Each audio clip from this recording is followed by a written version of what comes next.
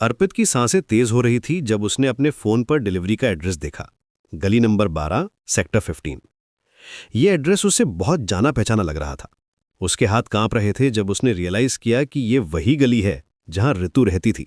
उसका ऋतु, जिसे वो 3 साल पहले छोड़कर आया था। अर्पित एक डिलीवरी बॉय था। पिछले 2 साल से वो इसी काम से अपना और अपनी मां का पेट पाल रहा था। गरीबी ने उसे मजबूर कर दिया था कि वो अपने सपनों को भूलकर रोजाना की रोटी के लिए काम करे। लेकिन आज का ये डिलीवरी उसके लिए सिर्फ एक काम नहीं था। ये उसके पास्ट से एक मुलाकात थी। ऋतु के साथ उसकी लव स्टोरी कॉलेज के दिनों की थी। वो दोनों एक ही क्लास में पढ़ते थे। ऋतु बहुत खूबसूरत थी, हमेशा हंसती रहती थी। अर्पित को लगता था कि वो उससे सच्चा प्यार करती है। लेकिन जब अर्पित के पिता की डेथ हो गई और उसकी फाइनेंशियल कंडीशन खराब हो गई, तो ऋतु ने उससे रिलेशनशिप तोड़ दिया था। उसने कहा था कि वो किसी गरीब के साथ अपनी लाइफ वेस्ट नहीं कर सकती। अब 3 साल बाद अर्पित को फिर से उसी एरिया में जाना पड़ रहा था। उसका दिल जोर से धड़क रहा था। क्या ऋतु अभी भी वहीं रहती होगी? क्या वो उसे देख लेगी? ये सब सवाल उसके माइंड में घूम रहे थे। अर्पित ने अपनी बाइक स्टार्ट की और उस एड्रेस की तरफ निकल पड़ा। रास्ते भर वो सोचता रहा कि अगर ऋतु मिल गई तो वो क्या कहेगा? क्या वो उसे पहचान लेगी? उसकी डिलीवरी यूनिफॉर्म देखकर क्या सोचेगी? जब वो उस गली में पहुंचा तो उसे लगा जैसे टाइम रुक गया हो। वही पुराने घर, वही सड़कें, वही शॉप्स, कुछ भी नहीं बदला था। सिर्फ वो बदल गया था। पहले वो यहां एक कॉन्फिडेंट कॉलेज स्टूडेंट की तरह आता था, अब वो एक डिलीवरी बॉय।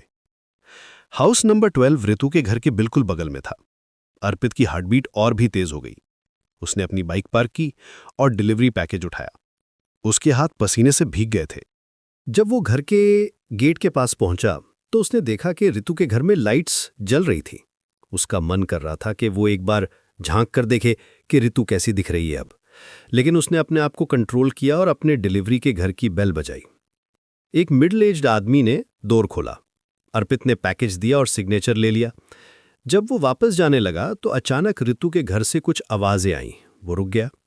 ऋतु की आवाज साफ सुनाई दे रही थी। वो किसी से बात कर रही थी। अर्पित का क्यूरियोसिटी बढ़ गया। वो चुपके से ऋतु के घर के पास गया और विंडो के थ्रू अंदर झांकने लगा। जो सीन उसने देखा वो उसकी एक्सपेक्टेशन से बिल्कुल अलग था। ऋतु वहां थी, लेकिन वो अकेली नहीं थी। उसके साथ एक आदमी था जो बहुत एक्सपेंसिव सूट पहने हुए था। लेकिन ये कोई रोमांटिक सीन नहीं था। ऋतु के हाथ में कुछ पेपर्स थे और वो उस आदमी को कुछ समझा रही थी। उस आदमी के चेहरे पर टेंशन साफ दिख रही थी। अचानक ऋतु ने एक एनवलप उस आदमी को दिया। उस आदमी ने एनवलप खोला और उसमें से कुछ फोटोज निकाले। अर्पित को समझ नहीं आ रहा था कि ये क्या हो रहा है। वो फोटोज देखकर उस आदमी का चेहरा एकदम पेल हो गया। उसने कुछ कहा जो अर्पित को सुनाई नहीं दिया, लेकिन ऋतु मुस्कुराई। ये मुस्कान अर्पित को पहले कभी नहीं दिखी थी। ये क्रूअल, कैलकुलेटिंग स्माइल थी। फिर ऋतु ने अपना फोन निकाला और किसी को कॉल किया। उसने कहा, हाँ, प्लान सक्सेसफुल रहा। उसने सब कुछ मान लिया है। अब वो हमारे कंट्रोल में है। अर्पित का दिल जोर से धड़कने लगा।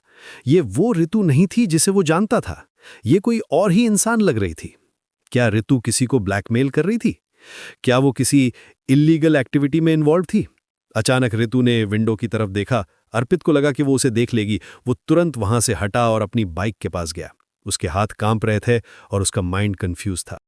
जब वो बाइक स्टार्ट करने लगा तो ऋतु का घर का द्वार खुला। वो आदमी बाहर निकला। उसका चेहरा बिल्कुल डिफीटेड लग रहा था। वो अपनी कार में बैठा और चला गया। अर्पित अभी भी शॉक में था। उसे समझ नहीं आ रहा था कि उसने जो देखा था वो रियल था या कोई मिसअंडरस्टैंडिंग। क्या ऋतु सच में कोई क्रिमिनल एक्टिविटी में इन्वॉल्व थी? क्या वो हमेशा से ऐसी थी और अर्पित को पता नहीं था? अचानक अर्पित का फोन रिंग हुआ। उसने देखा तो कॉलर आईडी में एक अननोन नंबर था। उसने कॉल रिसीव की। हेलो अर्पित। आवाज ऋतु की थी। अर्पित का खून सूख गया। ऋतु को कैसे पता चला कि वो यहां था? क्या उसने उसे देख लिया था? तुम यहां क्या कर रहे थे? ऋतु की आवाज में वो स्वीटनेस नहीं थी जो पहले होती थी। अब उसमें एक थ्रेटनिंग टोन था। अर्पित की आवाज कांप रही थी जब उसने जवाब दिया, मैं सिर्फ डिलीवरी कर रहा था। रियली? ऋतु ने कहा। तो फिर तुम मेरे घर के पास क्यों झांक रहे थे?